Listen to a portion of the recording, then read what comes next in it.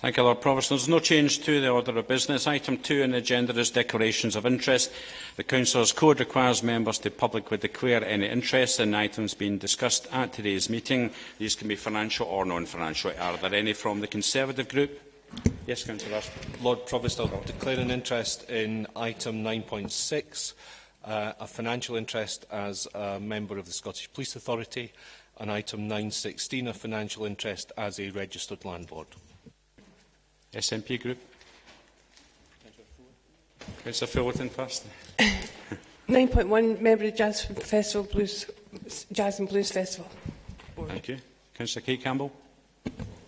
9.16 is a registered landlord. Okay. Councillor Dixon, I think. Yes. 9.16 is a registered landlord. Thank you. Councillor Barry. 9.16 as a registered landlord. Okay. Councillor Bridgman. 9.16 is a registered landlord. Okay. Yes, Councillor Campbell. 9.1 as a board member of the Edinburgh International Jazz and Blues Festival.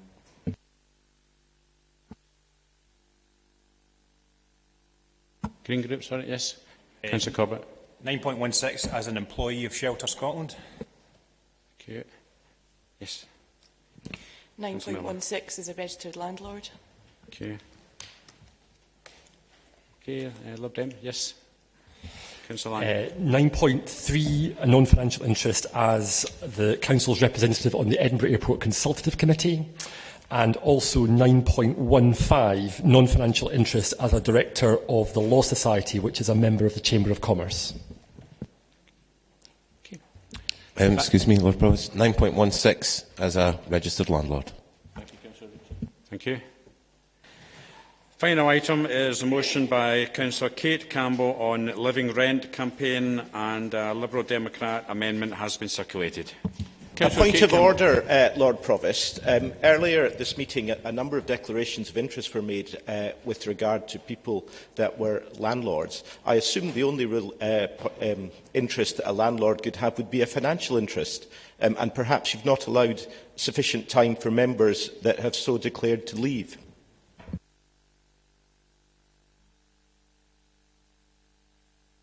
Declarations of interest, as the councillor should be aware, are down to the individual level, and it's up to individual councillors to assess the significance or otherwise of declarations made or indeed not made. Councillor Kate Campbell. Sorry, on point of order, Lord Provost. Declarations of interest are either financial or non-financial, and as I understood it, if it was financial, then the member has to leave.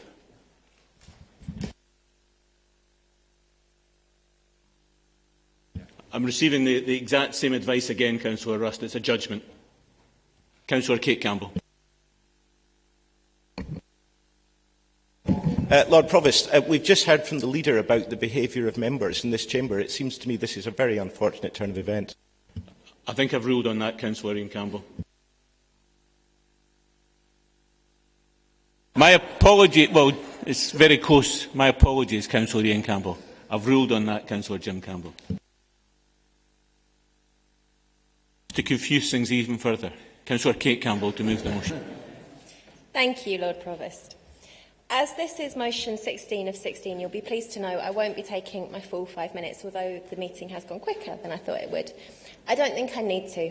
The motion speaks for itself. I was going to make a small verbal amendment, but the Lib Dems have done that for me, so thank you for that.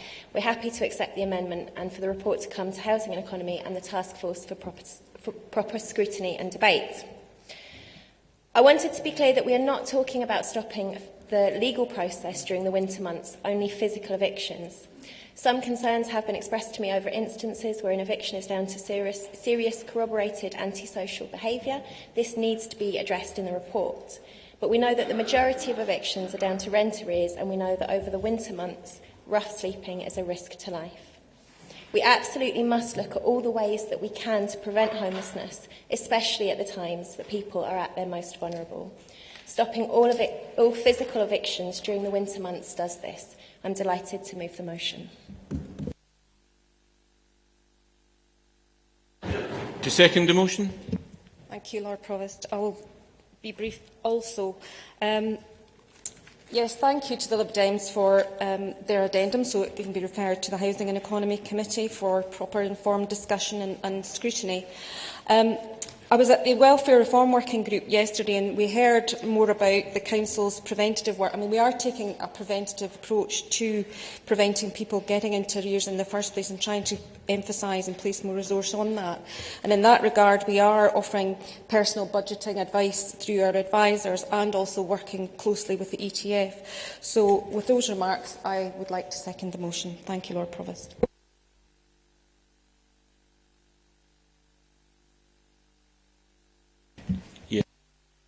Yeah.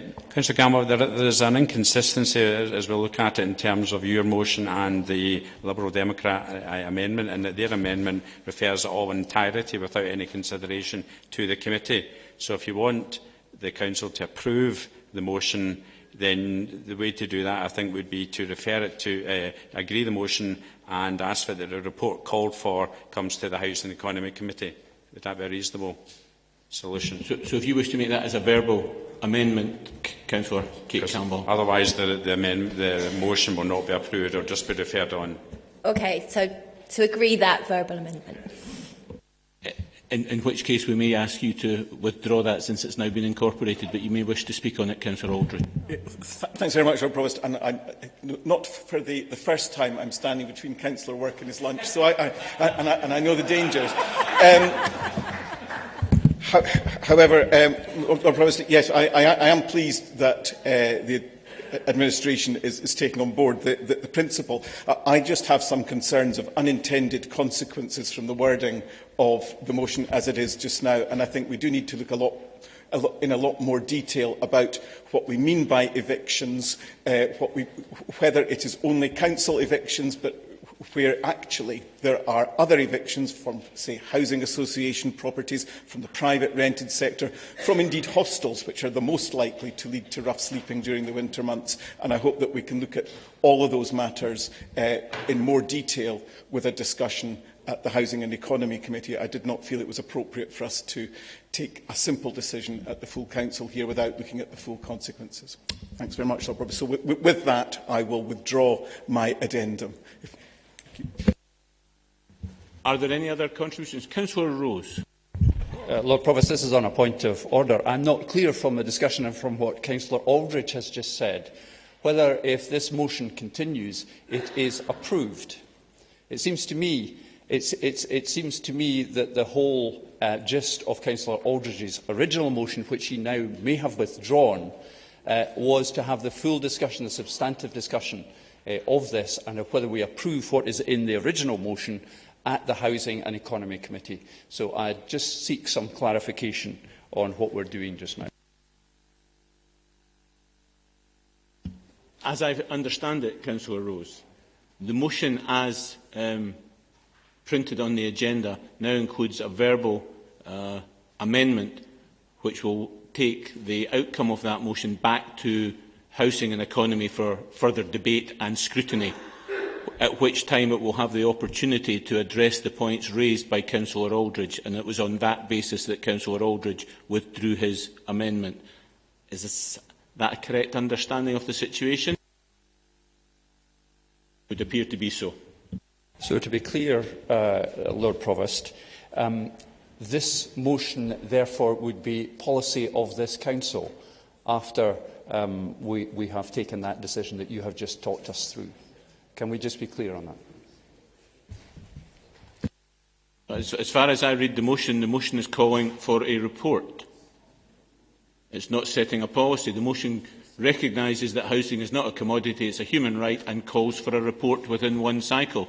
It's that report that will go back to Housing and Economy for further scrutiny by elected members. If I might be helpful, Lord Provost, my understanding of the motion is that it says that the Council seeks to introduce a policy, not that the Council introduces a policy. So that decision will be taken at committee with that report in front of it. Is that understood and agreed, Councillor Rose? Lord Provost, I wish to move no action on this and seek to speak accordingly. Feel free to speak, Councillor Rose. Okay, thank you. Thanks, Lord Provost. I appreciate the attempts to get some agreement here, but it does seem to me that the Council seeks to introduce a policy in line with the campaign. If we accept that, we're actually jumping a step ahead of having full discussion of this. And I would be much happier to have full discussion on adopting that intention or policy or whatever you want to call it. And where that discussion takes place, I don't mind. Housing and economy is fine. But there are all sorts of implications here. There are no costs involved, for example. And there are issues about adopting a non-evictions policy, which we have done before, which are not fully considered. Now, I know that you have said, and I know that Councillor Campbell has said, that it's the intention to introduce a policy. I'm not sure that all of the Chamber are quite at the stage of that intention to introduce a policy, which is why, and as I speak, whilst I've moved no action or suggested I'm moving no action, I would be very happy to have the whole thing moved for consideration, as was contained in the original Lib Dem motion to the Housing and Economy Committee. And for that reason, I'm moving no action. Is there a seconder for no action? No, there's a rush. Councillor Mark? Yes, I'm happy to second that. I was somewhat confused and perplexed to see this on the order paper in the first place, given that Councillor Kate Campbell is the homelessness champion at the time of writing, now the convener of the Housing and Economy Committee, and as such is, as the homelessness champion, certainly was bringing forward, and the chair of the homelessness working group was bringing forward a work plan that we thought would have uncovered these with a report expected later this year. It would have seemed to us the correct place to put this within the report rather than seeking additional motions of council. Our confusion was because perhaps the homelessness champion needed the security of council to progress her work and was not getting the backup of the colleagues. Given the events of Tuesday night, we believe that is not the case. So I'm still confused, but I do think that this is quite a significant policy. We would have happily supported the Lib Dems amendment to move this simpliciter for consideration to the Housing and Economy Committee, just as indeed we were experiencing with all our motions, that we couldn't take any policies, and then we've had to wait 6 months to get them considered at committee. Now it seems to be that there is a shift, and we're agreeing the policy here without the report and discussion. So I would support my colleagues. I will second Councillor Rose's move for no action because for simple bafflement. We would be happy to support moving this simpliciter onto housing and economy, but we can't support the principle being adopted today without that discussion, given the complexity of the issues that are required to be reported on in this motion. Councillor Arthur. I just want to add some context to this. My understanding is that on the 1st of March, Richard Leonard asked in Holyrood for the Scottish Government to stop winter evictions, and our First Minister agreed that she would consider that. So if what we are saying today, that we're encouraging Nicola Sturgeon to get on with the day job within this regard, I'm quite happy to support that. The issue, though, to do with about housing being a commodity, I do have some concern about that phrase, because I'm not sure what that actually means in the wider context, particularly for people, and there's lots of them in Edinburgh, not just in this room, who are private landlords, and I guess they're doing that to make money out of the housing market in Edinburgh. So what does that phrase mean within the wider context of Edinburgh, the housing sector and property development?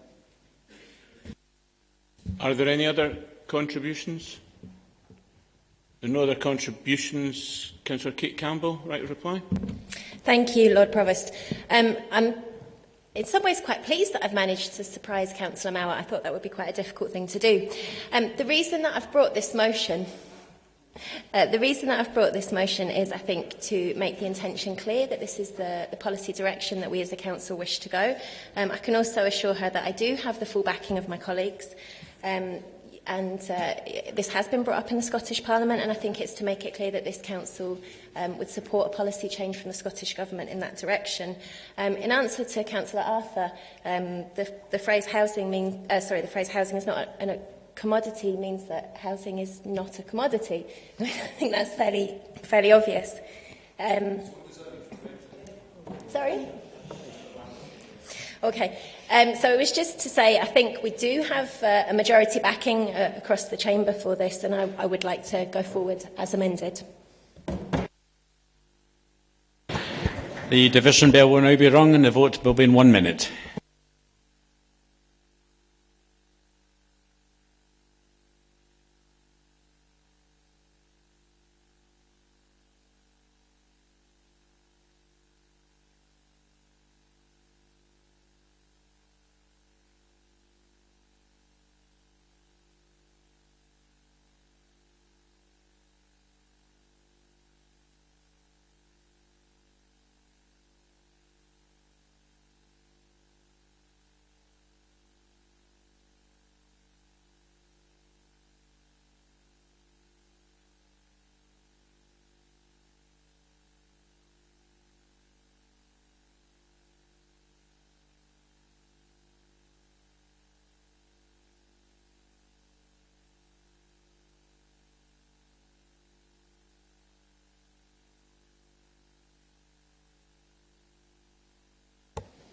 Item 9.16 is a motion by Councillor Kate Campbell on Living Rent campaign.